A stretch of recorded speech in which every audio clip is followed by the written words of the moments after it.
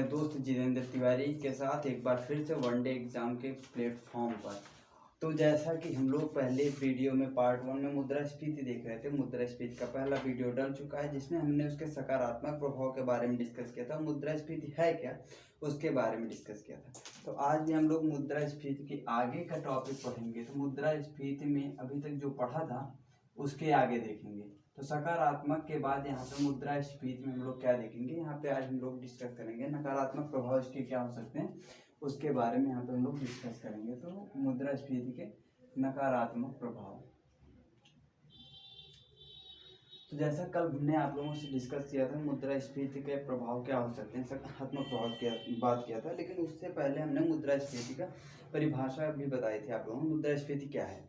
सामान्य भाषा में मुद्रा के मूल्य का गिर जाना मुद्रास्फीति कहलाता है, जिससे कि वस्तुओं के मूल्य में अचानक से वृद्धि हो जाती है। 1929 में जब विश्व युद्ध के दौरान पे द्वितीय विश्व युद्ध के दौरान प्रथम विश्व युद्ध द्वितीय विश्व युद्ध के बीच का समय जो था, जर्मनी में भयंकर रूप से मुद्रास्फीति हुई थी। इसमें होता यह है कि जब मुद्रास्फीति की दर बढ़ जाती है तो हमें बहुत सारा रुपया खर्चा करना पड़ता है। कहते हैं कि जर्मनी के लोगों को एक ब्रेड का पैकेट लेने के लिए भी बोरा भर के रुपये लेकर जाना पड़ता था। तो इतनी मुद्रास्फीति अगर बढ़ जाए तो भयंकर कंडीशन ये हो सकती है। फिलहाल यहाँ पे हम लोग बात करेंगे आज कुछ नकारात्मक प्रभाव के। तो कल सकारात्मक के बाद नकारात्मक प्रभाव क्या होगा, तो जैसा हमने अभी बताया कि वस्तुओं के मूल्य में वृद्धि हो जाती है। तो यहाँ पे मुद्रास्फीति अगर बढ़ेगी तो वस्तुओं के मूल्य में वृद्धि हो जाएगी। वस्तुओं के मूल्य में वृद्धि, ठीक है। तो हमें ज़्यादा से ज़्यादा रुपया खर्चा करने पड़ेगा कुछ लेने जाने के लिए। उसके बाद फिर क्या हो जाएगी, जब रुपये के मूल्य में वृद्धि होगी तो लोगों की क्रय क्षमता प्रभावित होगी। इससे लोग खरीद कुछ नहीं पाएंगे, क्योंकि लोग जो गरीब होंगे, मुद्रास्फीति का सबसे निगेटिव इम्पैक्ट होता है कि जो गरीब होते हैं और गरीब होते जाते हैं, जिनके पास धन होता है उनके पास और धन का संग्रह होता जाता है। तो मुद्रास्फीति के जो प्रभाव हैं वो होते हैं। तो यहाँ पे क्या हो जाएगा, जो मध्यम और निम्न वर्ग के लोगों का जीवन स्तर जो होता है वो प्रभावित होगा। इससे निम्न एवं मध्यम आय वर्ग के जो लोग हैं, आय वर्ग वाले इससे क्या होंगे, प्रभावित होंगे, इससे प्रभावित होंगे। इसके साथ क्या होता है, जैसे मुद्रास्फीति की दर होती है तो जैसे जो निजी उद्योग वाले होते हैं, जो इनके पास जो अपना उत्पादन स्वयं करते हैं, ऐसे लोगों को इसका प्रभाव बहुत कम पड़ता है। लेकिन जिनकी सैलरी फिक्स है, जो वेतनिक हैं, उनके जीवन पे ज़्यादा प्रभाव पड़ता है। निगेटिव प्रभाव उनके जीवन पे ज़्यादा पड़ता है। क्यों पड़ता है?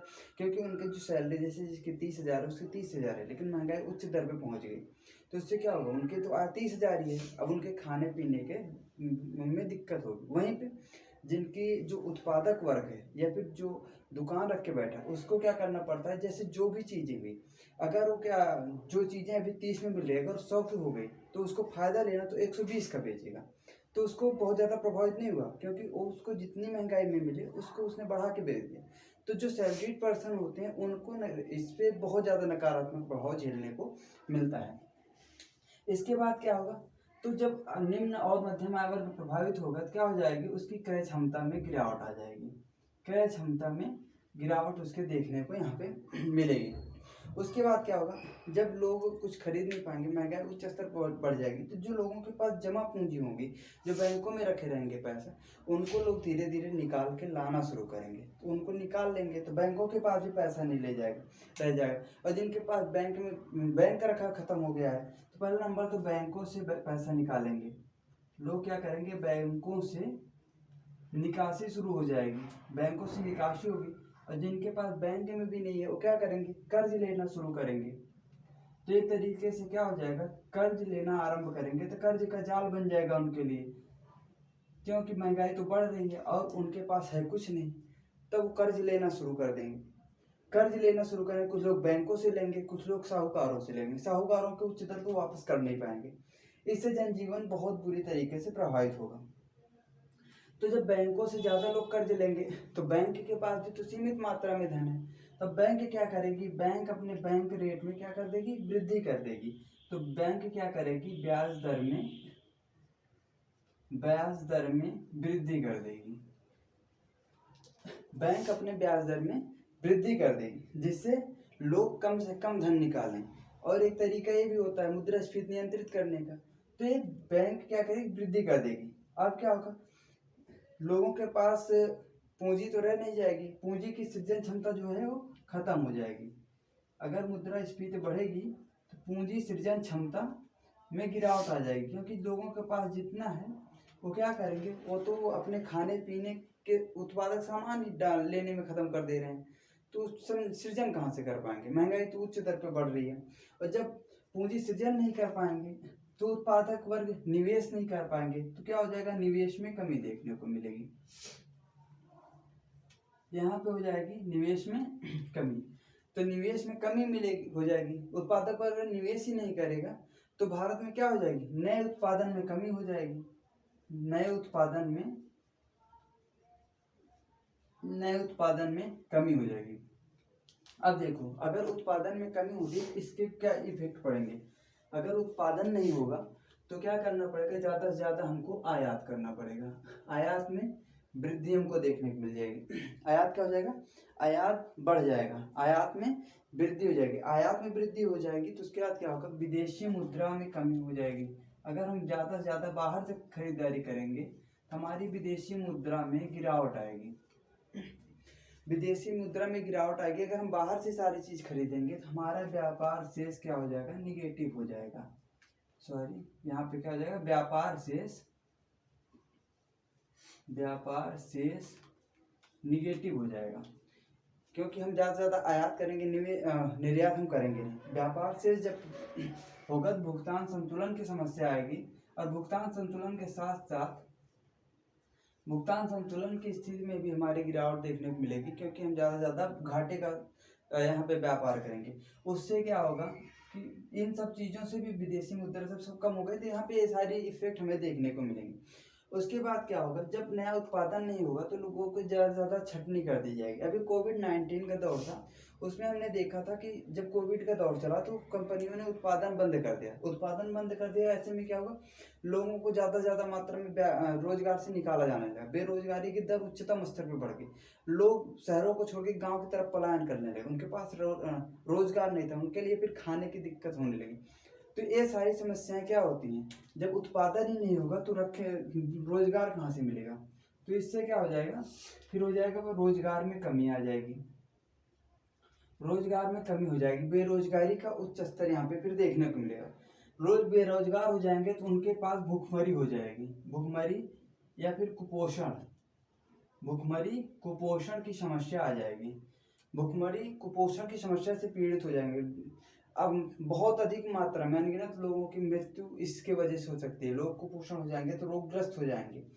ऐसे पे जब लोग कुपोषण हो जाएंगे तो करेंगे क्या, उनके पास करने के लिए कुछ नहीं होगा, फिर ऐसे में क्या होगा, जीडीपी में गिरावट देखने को मिलेगी, जीडीपी में गिरावट देखने को मिलेगी। उसके बाद फिर इससे क्या, जीडीपी में गिरावट होगी, प्रति व्यक्ति आय भी क्या हो जाएगी, प्रति व्यक्ति आय भी गिर के एकदम नीचे चली जाएगी। ठीक है, उसके बाद क्या होगा, इन सबसे क्या होगा, देश की अर्थव्यवस्था पे नकारात्मक प्रभाव पड़ेगा। ये मुद्रास्फीति के रीजन थे।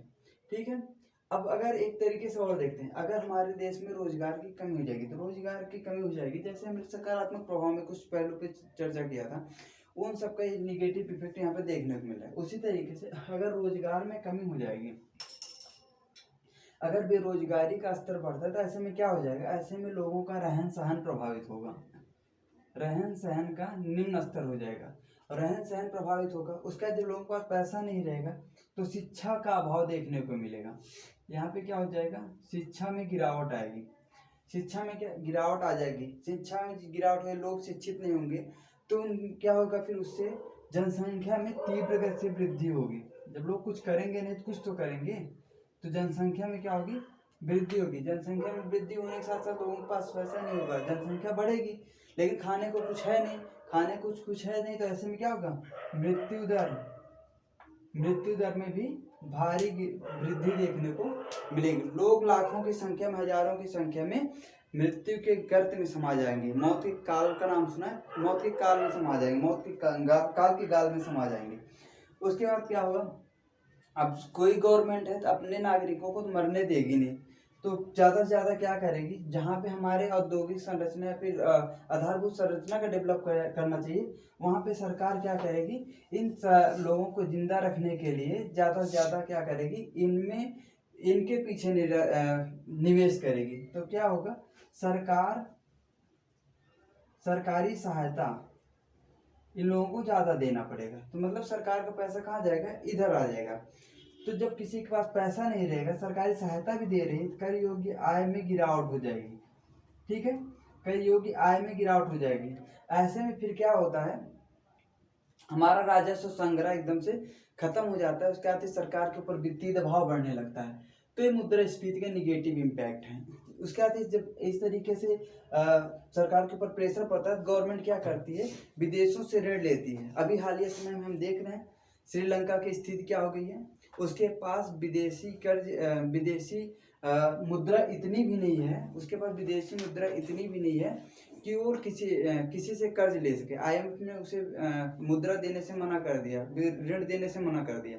उसके साथ अभी भारत उसकी वित्तीय सहायता कर रहा है, कुछ अपने पास से विदेशी मुद्रा भंडार के लिए कुछ अपने पास से हेल्प कर रहा है श्रीलंका की।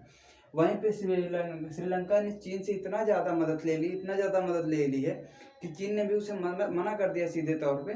और यहाँ तक कि चीन ने उसके 1-2 बंदरगाह, जैसे हम्बनटोटा हो गया, ये सामरिक दृष्टि से महत्वपूर्ण जो बंदरगाह थे, उस पर भी श्रीलंका ने अपना कैप्चर कर लिया है। तो ये रहे हमारे मुद्रास्फीति के निगेटिव इम्पैक्ट। इसको आप देख के आराम से समझ सकते हैं। आई होप आप लोगों को पूरी तरीके से क्लियर हो गया होगा मुद्रास्फीति के सकारात्मक प्रभाव और नकारात्मक प्रभाव। तो अगर आप लोगों को वीडियो अच्छा लगे तो अपने दोस्तों में शेयर कीजिए, और एक बार में अगर वीडियो ना समझ में आए दोबारा जरूर देखिए। आई होप आपको पूरी तरीके से अंडरस्टैंड हो जाएगा कि मुद्रास्फीति के क्या सकारात्मक और नकारात्मक प्रभाव हैं। धन्यवाद।